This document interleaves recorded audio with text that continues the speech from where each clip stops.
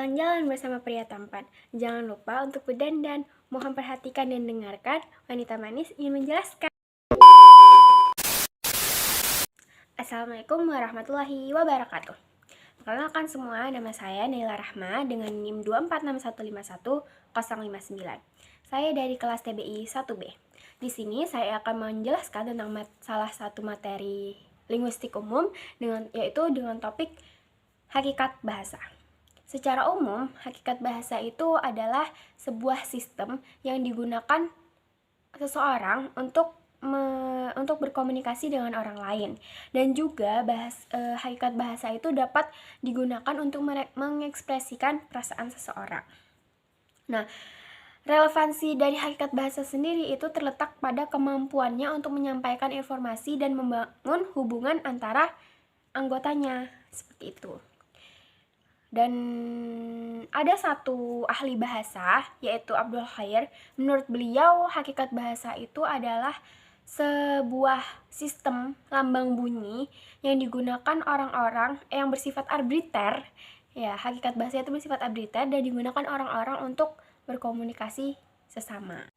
Baik, kemudian saya akan menjelaskan tentang sifat-sifat hakikat manusia. Di dalam bukunya Abdul Khair terdapat 6 sifat-sifat hakikat manusia. Yang pertama itu ada arbiter, kemudian konvensional, kemudian dinamis, lalu unik, terus ada universal, dan yang terakhir produktif. Akan tetapi di dalam video kali ini saya hanya akan menjelaskan 3 sifat-sifat hakikat bahasa. Yaitu yang pertama ada arbiter. Sifat hakikat bahasa arbiter berarti antara lambang bunyi dan maknanya itu tidak harus selalu sama. Contohnya itu dalam kata anjing. Di Indonesia, anjing adalah hewan berkaki 4 dan dia menggonggong. Akan tetapi di negara yang menggunakan bahasa Inggris, hewan berkaki 4 dan menggonggong itu mereka menyebutnya dog. Seperti itu. Tidak harus selalu sama penyebutannya. Kemudian yang kedua ada sifat hakikat bahasa konvensional. Sifat hakikat bahasa konvensional artinya itu harus ada kesepakatan antara kedua penuturnya dalam menentukan lambang bunyi bahasa tersebut. Contohnya seperti buku. Di Indonesia kita menyebut ini adalah buku. Nggak mungkin dong kita nyebutnya itu ini kursi, ini pintu gitu. Tidak. Maka kalau kita menyebutnya seperti itu akan terjadi miskomunikasi antara penuturnya. Seperti itu.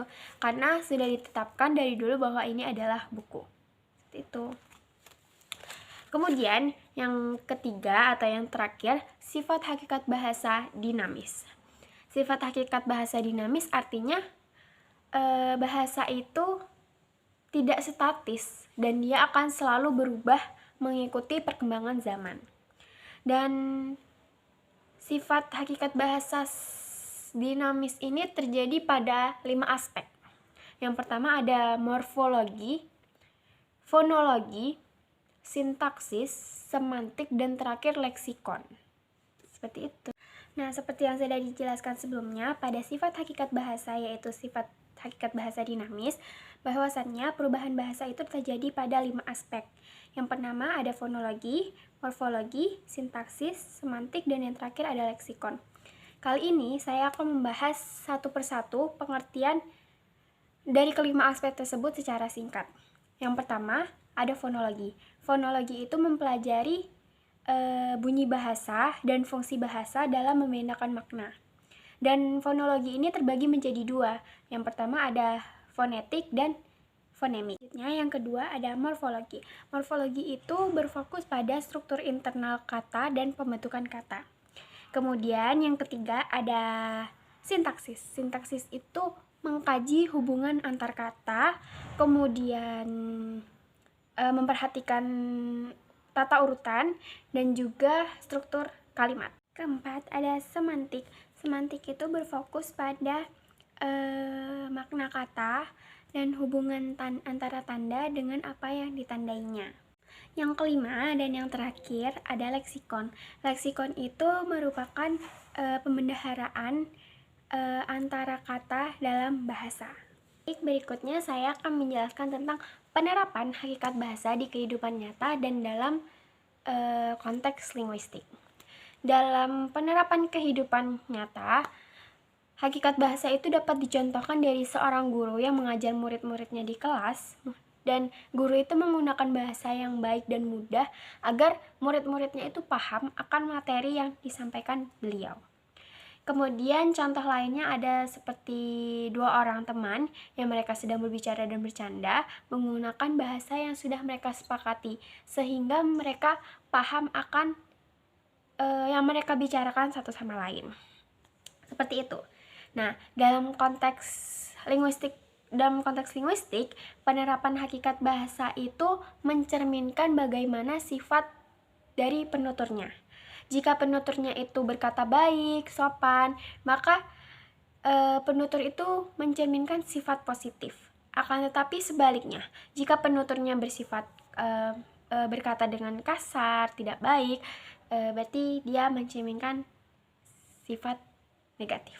Seperti itu. Sore-sore memancing ikan, pulangnya dibuat masakan. Tidak terasa sudah di ujung pembahasan. Wanita manis izin undur diri, mohon dimaafkan.